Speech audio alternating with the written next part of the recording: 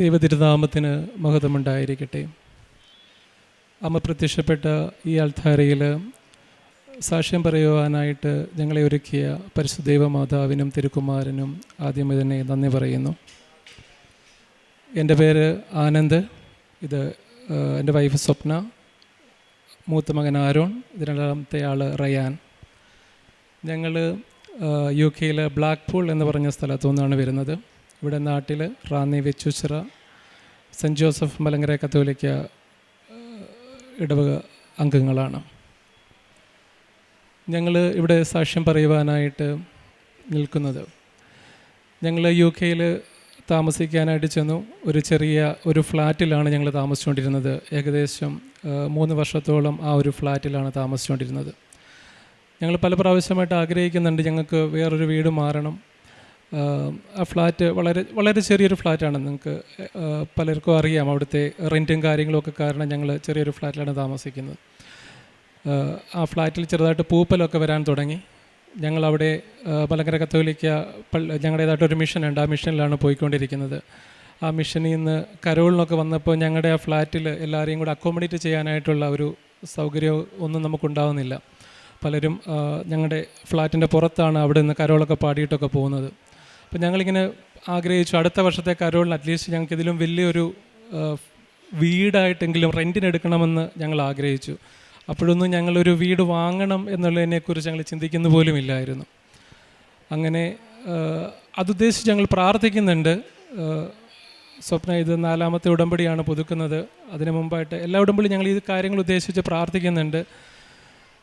അങ്ങനെ ഒരു ദിവസം സ്വപ്നയുടെ ഒരു അങ്കിള് അവിടെ UK ഞങ്ങൾ അവരുടെ വീട്ടിൽ പോയി.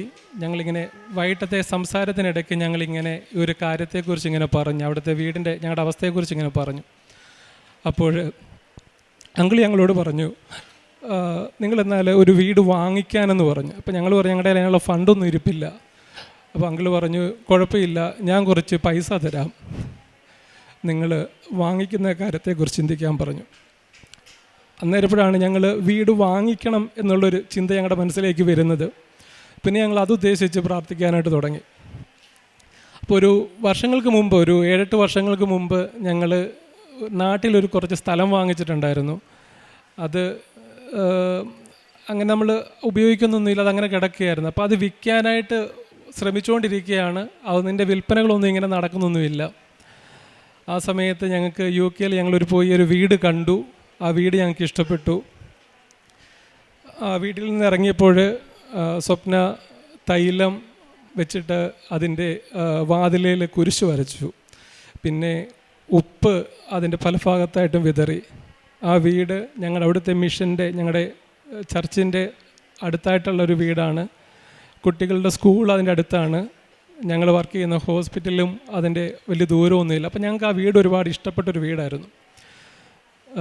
അപ്പോഴും ഞങ്ങളുടെ അങ്കിള് പറഞ്ഞ ഒരു കാര്യം മാത്രമേ ഞങ്ങളുടെ കയ്യിലുള്ളൂ.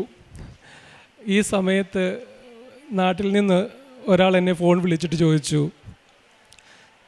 നിങ്ങളുടെ ആ സ്ഥലം കൊടുക്കുന്നുണ്ടോയെന്ന്. അപ്പം ഞാൻ പറഞ്ഞ കൊടുത്തേക്കാം. ഞങ്ങൾ പ്രതീക്ഷിച്ചതിനെക്കാട്ടി കൂടുതലൊരു വിലയ്ക്ക് ആ സ്ഥലം വിറ്റുപോയി. ആ ഫണ്ട് ഞങ്ങൾ അങ്ങോട്ട് UK മറിച്ച് ഞങ്ങൾക്ക് ഒരു 3 ബെഡ്റൂമിൻ്റെ ഒരു നല്ലൊരു വീട് ഞങ്ങൾക്ക് UK സ്വന്തമാക്കുവാനായിട്ട് സാധിച്ചു. ഇതാണ് ഞങ്ങളുടെ ആദ്യത്തെ സാക്ഷ്യം. രണ്ടാമത്തെ സാക്ഷ്യം ഒരു 2-3 വർഷങ്ങൾക്ക് മുമ്പുള്ളൊരു കാര്യമാണ്. എൻ്റെ മൂത്ത മകന് ആസ്മയുടെ ചെറിയൊരു പ്രശ്നമുണ്ട്. ഞങ്ങൾ ഇതുപോലെ ഒരു പ്രാവശ്യം വെക്കേഷൻ നാട്ടിൽ വന്നപ്പോൾ പുള്ളിക്ക് ആസ്മ അങ്ങ് കൂടി, സിവിയർ ആസ്മാറ്റിക്കായി. ഞങ്ങൾ തിരുവല്ല പുഷ്പഗിരിയിൽ കുഞ്ഞിനെ അഡ്മിറ്റാക്കി. അവിടെ PICU കുഞ്ഞ് അഡ്മിറ്റ്. ഞാൻ കുഞ്ഞിൻ്റെ കൂടെ ICU നിൽപ്പുണ്ട്. കുഞ്ഞിൻ്റെ ഓക്സിജൻ ലെവൽ ശകലം പോലും മെയിൻറ്റെയിൻ ആവുന്നില്ല. 8-9 ലിറ്ററിൽ ഫേസ് മാസ്കിലാണ് കുഞ്ഞിന് ഓക്സിജൻ കൊടുത്തുകൊണ്ടിരിക്കുന്നത്. പല പ്രാവശ്യം ഓക്സിജൻ ടേപ്പർ ചെയ്യാൻ നോക്കി, കുറയുന്നില്ല. ഞാനൊരു നേഴ്സാണ്. ഞാനും കുഞ്ഞിൻ്റെ അവസ്ഥ കണ്ടുകൊണ്ട് നിൽക്കുന്നു. രാത്രിയിൽ കുഞ്ഞിനെ ഇൻറ്റുബേറ്റ് ചെയ്യാനായിട്ട് വെൻറ്റിലേറ്ററിലിട്ട് മാറ്റാനായിട്ട് എല്ലാം പ്രിപ്പയർ ആക്കി. കുഞ്ഞിൻ്റെ ABG എടുത്തു. ABG കുറച്ചും കൂടെ വയസ്സായി കഴിഞ്ഞാൽ കുഞ്ഞിനെ നേരെ ഇൻറ്റുബേറ്റ് ചെയ്യുമെന്നാണ് ഡോക്ടേഴ്സ് പറഞ്ഞത്. രാവിലെ ഒരു 4 മണിയായപ്പോൾ വൈഫ് എന്നെ വിളിച്ചിട്ട് പറഞ്ഞു, ഞാനിപ്പോൾ കൃപാസനത്തിൽ പോകാമെന്ന് പറഞ്ഞു. എൻ്റെ ബ്രദറുണ്ട്, മൂത്ത ജ്യേഷ്ഠനുണ്ട്. ജ്യേഷ്ഠൻ്റെ കൂട്ടത്തിൽ വൈഫും മോനും കൂടെ, രണ്ടാമത്തെ ആളും കൂടെ കൃപാസനത്തിൽ പോയി. ഞങ്ങളിവിടെ നിന്നൊരു 4 മണിക്കൂറോളം യാത്രയാണ് ഞങ്ങളുടെ വീട്ടിൽ നിന്ന് ഇങ്ങോട്ട് വരാനായിട്ട്. അവർ രണ്ടുപേരും ഒരു 8 മണി കഴിഞ്ഞപ്പോൾ ഈ കൃപാസനത്തിൽ വന്നു. ഇവള് ഫോൺ ചെയ്തിട്ട് എന്നോട് പറഞ്ഞു, അച്ഛാ ചൈനി എന്നെ വിളിക്കരുത്, ഞാൻ പള്ളിക്കകത്തോട്ട് കയറുക. അത് പറഞ്ഞ് ഒരു 10 മിനിറ്റ് കഴിഞ്ഞപ്പോഴത്തേന് ഒരു ഡോക്ടർ ക്രിസ് എന്ന് പറഞ്ഞ ഒരു ഡോക്ടർ അവിടെ വന്നു. ഞങ്ങൾ തലേ ദിവസം ഉച്ച മുതൽ രാത്രി മുഴുവനും ആ PICUവിലുള്ള ആളാണ്. ഞാൻ അവിടെ കണ്ടുകൊണ്ടിരിക്കുകയാണ്, കുഞ്ഞിനെ ശുശ്രൂഷിച്ചുകൊണ്ടിരിക്കുകയാണ്. ആ സമയത്തൊന്നും ഈ ഡോക്ടർ ക്രിസിനെ ഞാൻ അവിടെ കണ്ടിട്ടില്ല. ആ PICUവിൽ ഒരു 3-4 കുട്ടികൾ വേറെ അവിടെയുണ്ട്. ഈ ഡോക്ടർ നേരിട്ട് കടന്നു വരുന്നത് ഞങ്ങളുടെ അടുത്തോട്ടാണ്. അടുത്തോട്ട് വന്നിട്ട് ഇവനോട് ചോദിച്ചു, ജെന്റിൽമാൻ, കുഞ്ഞിൻ്റെ മുഖത്ത് ഓക്സിജൻ ഉണ്ട്, why are you keeping oxygen, please take it off എന്ന് പറഞ്ഞ് കുഞ്ഞിൻ്റെ ഓക്സിജൻ അങ്ങെടുത്ത് മാറ്റി. ആ സമയത്ത് 8-9 ലിറ്ററിൽ ഓക്സിജൻ നടന്നുകൊണ്ടിരിക്കുകയാണ്. ഇവിടെ നേഴ്സുമാരൊക്കെ ഉണ്ട്. അവർക്ക് നമുക്ക് പെട്ടെന്ന് ഓക്സിജൻ എടുത്ത് മാറ്റാൻ പറ്റുന്നില്ല. നമ്മൾ സാധാരണ ഓക്സിജൻ ടേപ്പർ ചെയ്ത് ഡൗൺ ചെയ്തിട്ടാണ് ഓക്സിജൻ എടുത്ത് മാറ്റുന്നത്. ഓക്സിജൻ എടുത്ത് മാറ്റി, യു പ്ലീസ് ടേക്ക് കെയർ എന്ന് പറഞ്ഞ് കുഞ്ഞിനെ ഇങ്ങനെ ഒന്ന് തൊട്ടിട്ട് ആ ഡോക്ടർ അങ്ങ് പോയി. പിന്നെ ഞാൻ ആ ഡോക്ടറിനെ അവിടെ അന്വേഷിച്ചു. ഞങ്ങൾ ആ ഡോക്ടറിനെ പിന്നെ കണ്ടിട്ടില്ല. ഉച്ചയായപ്പോഴത്തേന് കുഞ്ഞിനെ ICUന്ന് മാറ്റി വാർഡിലേക്ക് മാറ്റി.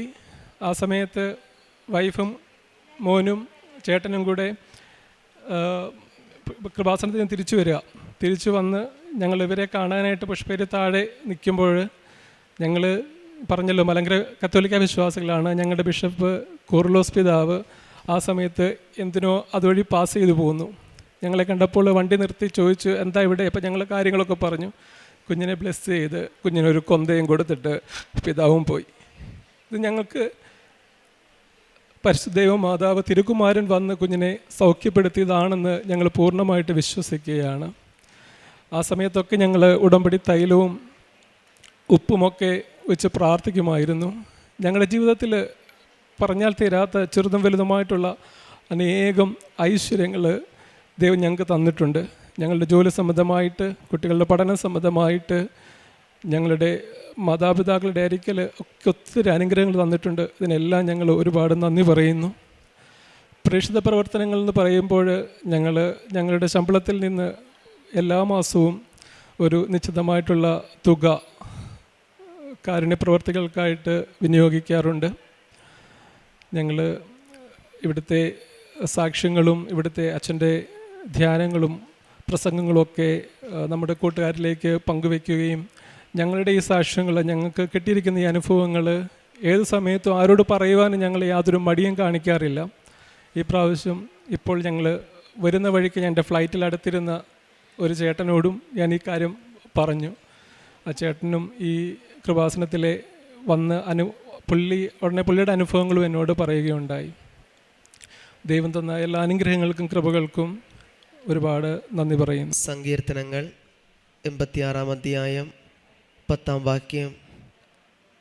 എന്തെന്നാൽ അങ്ങ് വലിയവനാണ്, വിസ്മയകരമായ കാര്യങ്ങൾ അങ്ങ് നിർവഹിക്കുന്നു, അങ്ങ് മാത്രമാണ് ദൈവം. പരിശുദ്ധ അമ്മയുടെ പ്രത്യക്ഷീകരണ സാക്ഷിയായിട്ട് സ്വപ്ന ജോയ് ആനന്ദൻ്റെ അനുഭവ സാക്ഷ്യം നമുക്ക് മുമ്പിൽ പങ്കുവെക്കുകയായിരുന്നു. തൻ്റെ അനുഭവ സാക്ഷ്യത്തിൽ നമുക്ക് പൂർണ്ണമായിട്ടും മനസ്സിലാക്കാനായിട്ട് സാധിക്കുക പരിശുദ്ധ അമ്മയുടെയും തിരുക്കുമാരൻ്റെയും ഇടപെടൽ, പ്രാർത്ഥനകളിൽ കൂടെ ഉണ്ടായിരുന്നു എന്ന് തന്നെയാണ്.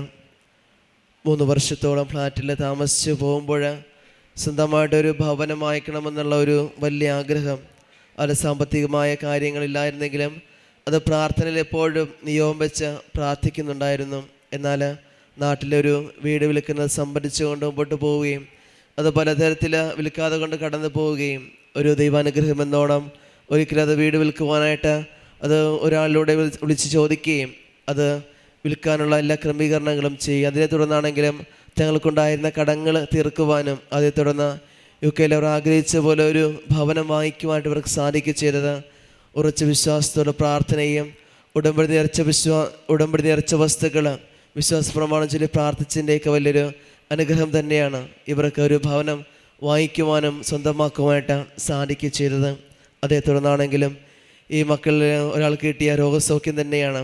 അത് ആസ്മ സംബന്ധിച്ച ഐസിയുലൊക്കെ ആയിരുന്നു. അത് ഓക്സിജൻ്റെ സപ്പോർട്ട് കൂടിയാണ് കുറേ കാര്യം മുമ്പോട്ട് പോയിക്കൊണ്ടിരുന്നത്. എന്നാലും ദൈവത്തിൻ്റെ ഇടപെടുന്നോണം, ദൈവത്തിന് മറന്നോണം, ദൈവത്തിൻ്റെ ഇടപെടലിലൂടെ ഒരു വ്യക്തിയിലൂടെ കടന്നു വരികയും ഒരു ഡോക്ടറിൻ്റെ സ്ഥാനം വഹിച്ചുകൊണ്ട് തന്നെ അതിൻ്റെ ക്രമീകരണങ്ങൾ ഓക്സിജൻ്റെ കാര്യങ്ങളൊക്കെ എടുത്ത് മാറ്റിക്കൊണ്ട് യാതൊരു വിധത്തിലെ കുഴപ്പമില്ലാതെ കണ്ട് ആ ഒരു രോഗസൗഖ്യത്തെ പൂർണ്ണമായിട്ടും ആ മകന് ഇവർക്ക് കുടുംബത്തിലേക്ക് തിരിച്ചു നൽകുകയും ചെയ്യുന്നുണ്ട്. അതോടൊപ്പം തന്നെയാണ് നിരവധി അനുഗ്രഹങ്ങളിലൂടെയാണ് ഈ കുടുംബം മുമ്പോട്ട് പോകുകയൊക്കെ ചെയ്യുന്നത്. ഇനിയും പരിശുദ്ധ അമ്മയുടെ പ്രതീക്ഷിക്കുന്ന സാക്ഷികളായിട്ട് പ്രതീക്ഷിക്കുന്ന സാക്ഷികളായിട്ട് മുമ്പോട്ട് പോകുവാൻ ഇവരിനിയും പരിശുദ്ധ അമ്മയേശയും അനുഗ്രഹിക്കട്ടെ നമുക്ക് പ്രാർത്ഥിക്കാം. ഒപ്പം നമ്മളെയും പ്രത്യക്ഷീകരണത്തിൻ്റെ സാക്ഷികളായിട്ട് മാറ്റണമേ എന്ന് പ്രാർത്ഥിക്കുകയും ചെയ്യാം. അത്യപൂർവ ദൈവാനുഭവങ്ങൾ ഇനി നിങ്ങൾക്കും സ്വന്തം. ഈ യൂട്യൂബ് ചാനൽ ഇതുവരെ സബ്സ്ക്രൈബ് ചെയ്തിട്ടില്ലെങ്കിൽ ഇപ്പോൾ തന്നെ സബ്സ്ക്രൈബ് ചെയ്യുക. ഈ വീഡിയോ ഇപ്പോൾ തന്നെ നിങ്ങളുടെ സുഹൃത്തുക്കൾക്ക് ഷെയർ ചെയ്തുകൊണ്ട് കർത്താവിൻ്റെ പ്രേക്ഷിതരാകുക.